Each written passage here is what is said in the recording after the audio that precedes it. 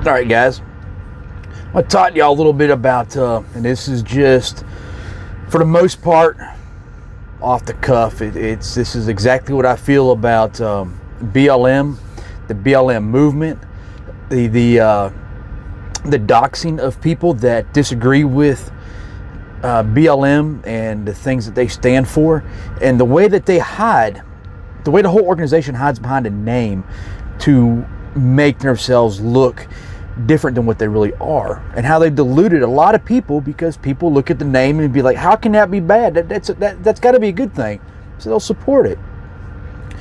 So to start with, the whole premise of BLM, Black Lives Matter, is supposedly on the surface that Black Lives Matter. It's true, they do. So do Hispanic lives, so do Asian lives, so do Arab lives, so do Jewish lives, so do Persian lives, so do Pashtun lives, so do white lives. They all matter. We're all equal in God's sight. And He only sees you in two categories.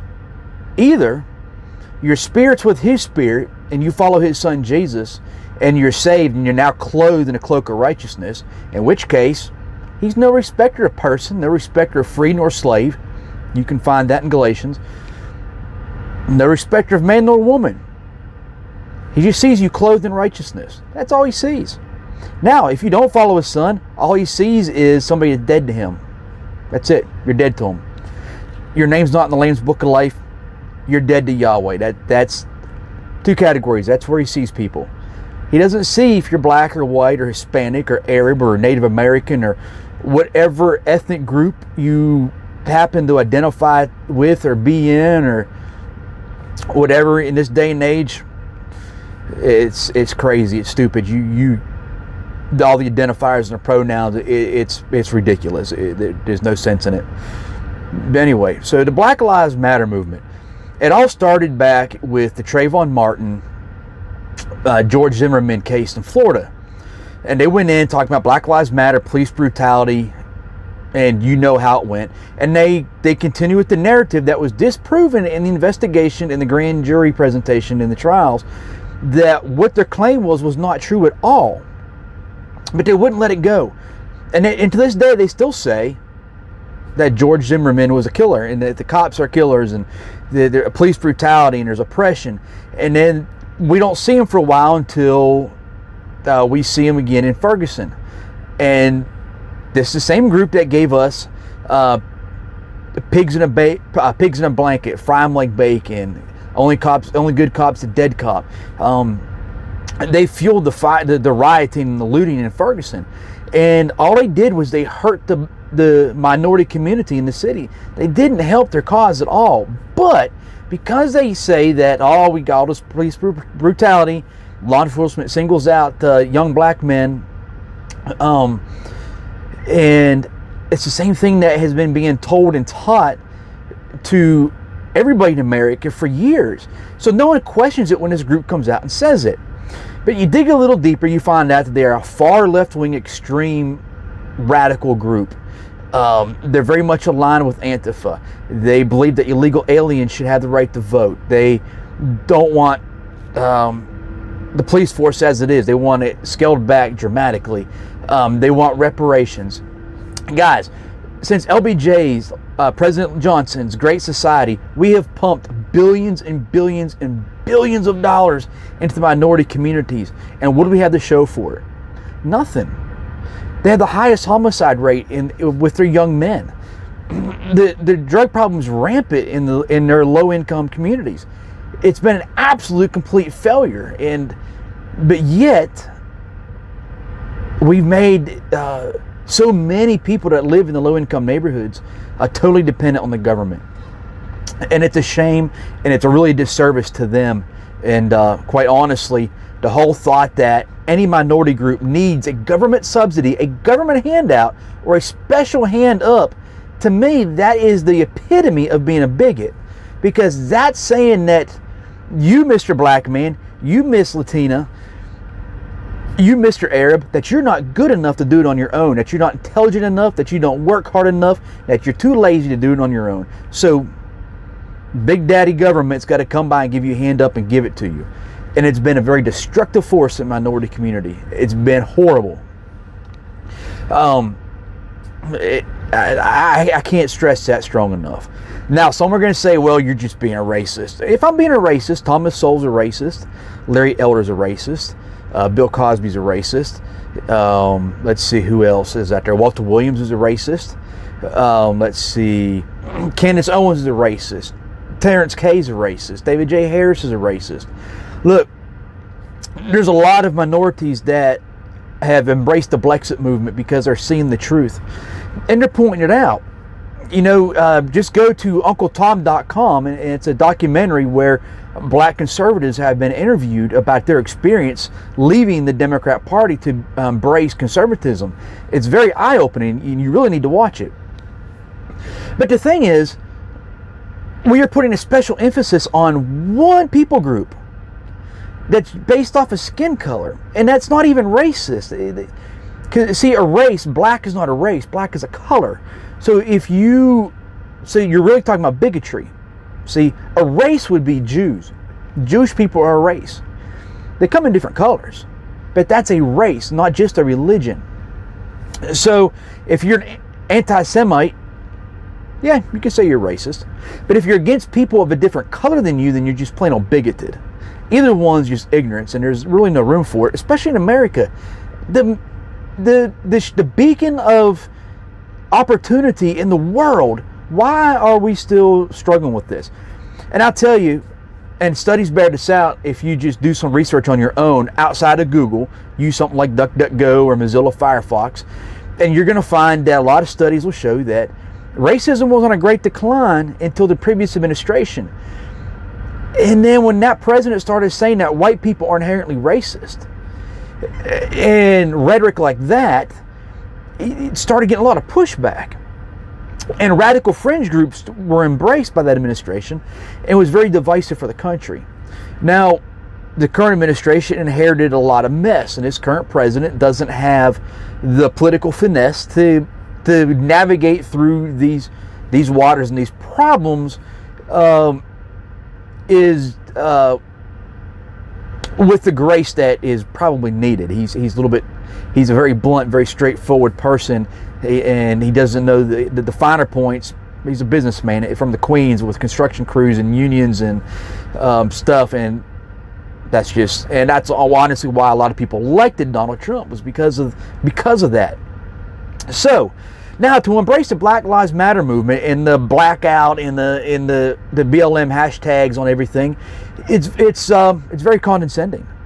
It's saying that the problem can be fixed by a simple hashtag or simple color on your profile picture, and that's not going to fix it. Like I said in my last video, it's going to take a lot more to fix it than just that. All that is virtue signaling. It's all it is. And virtue signaling does nothing but make you feel good. It does nothing to fix the problem. So you want to fix the problem, like I said before, the church must desegregate itself. It chose to segregate itself, it must choose to desegregate itself. Because all lives matter, guys. Everybody matters. Jesus doesn't see black, white, red. Matter of fact, a song we learned when we were kids, and it said, red and yellow, black and white, we're all precious in his sight. And that's true. Like I said earlier, once you're saved, once your name's in the Lamb's Book of Life, all God sees is that you are covered in the cloak of righteousness. He doesn't see your color. He doesn't see your background. He doesn't see your social economic status. He doesn't see your employment status. He doesn't see your marital status or the status of you having parental status, having kids or no kids. He doesn't see all that. He doesn't see your past drug use. He doesn't see your past alcoholism. He doesn't see your past porn addiction. He doesn't see your past struggles with homosexuality. He doesn't see the fact that maybe you used to be a thief or that you used to be an embezzler. He doesn't see that. That's all gone. All he sees is a person cloaked in righteousness. That's it. And that's what we need to be focused on. So either you are a Christian, a follower of Jesus, or you're not. If you are, then we're all one. And we need to behave as one. We need to pray as one. We need to worship as one. If you are not, then those that are need to take their effort to influence, to sway, to convert, to share the gospel with you. If they're not, then that's the epitome of hatred. There's no reason in today's day and age with technology why people cannot share the gospel. It's very simple. I'm doing it right now on a limited platform. Now, I realize I may be deplatformed for this because of this video, and I may be doxxed. And the BLM movement and Antifa and the radical left that can't handle the truth and can't handle dissenting opinion may contact my employer and try to get me fired. Knock yourself out, guys. It makes you feel good, great. I make no money off of this. I make no money off my social media accounts. I make no money off of WordPress. I make no money off these videos. I don't care. I can find another job. You get me fired, I'll get another job. I don't care. I got news for you. A disagreement does not mean that I hate you, I don't like you. It doesn't make somebody a racist, doesn't make them a bigot, doesn't make them intolerant. It's differing opinions and dissenting opinions is what keeps our government in check and what has built this country. See, if everybody was the same, everybody thought the same, then you have a very dangerous situation. Then you end up with the like-minded people in power, and that's how you end up with the Politburo in the USSR. That's how we got such a hard clampdown with Chairman Mao in communist China. That's how Venezuela took control. That's how the Castro brothers took control of Cuba. Everybody had the same opinion running the show is a horrible thing. It's very dangerous. So now my last point about BLM is this. If they truly cared about black lives, if black lives really mattered to BLM, they'd be in my home city of Rocky Mount, North Carolina, and they'd be working with civic leaders, religious leaders, and elected officials that try to stem the black on black crime. But they're not there. They're nowhere to be seen. They'd be in Chicago. People are dying by the droves in Chicago in violence, and most of it is in the black community. Where is BLM? They're nowhere to be seen because it does not further their goal to actually get down into the trenches and get dirty, get their hands dirty, and be an influencer in the community. It doesn't fit their goals, so they don't care. It does not matter to them. You don't matter to them. Only your vote, only the way they can influence you to speak as their mouthpiece to further their agenda. When you realize that they are like the Democrat Party, they don't care about you, they just want your vote, and they will manipulate you in any way possible to further their goal, will you fully understand how bad of an organization they are? Like I said, now politics religion, faith in Jesus Christ transcends politics. Guys, the blood on the cross and the empty tomb is not Republican, it's not Democrat, it's not black, it's not white, it's not brown, it's not yellow, it's not red. It is what it is. It speaks to who the person is who says, I am. I am. Guys, I want to leave you with this. Turn your focus away from Black Lives Matter. Turn them away from Antifa. Turn them away from Fox News and CNN.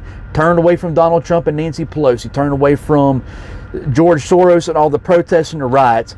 And turn your focus to fellow believers within your own community. Because that's where the change is going to come. You have to come together within your own community, black and white and Asian and Hispanic, Native American. It doesn't matter whether you're Arab or whether you're Persian. In your local community, that's how it's going to be changed, and that's the only way it's going to change. By not giving them a mouthpiece, not listening to their rhetoric. With that, guys, I encourage you to pray, turn off the news, and just gather together with believers.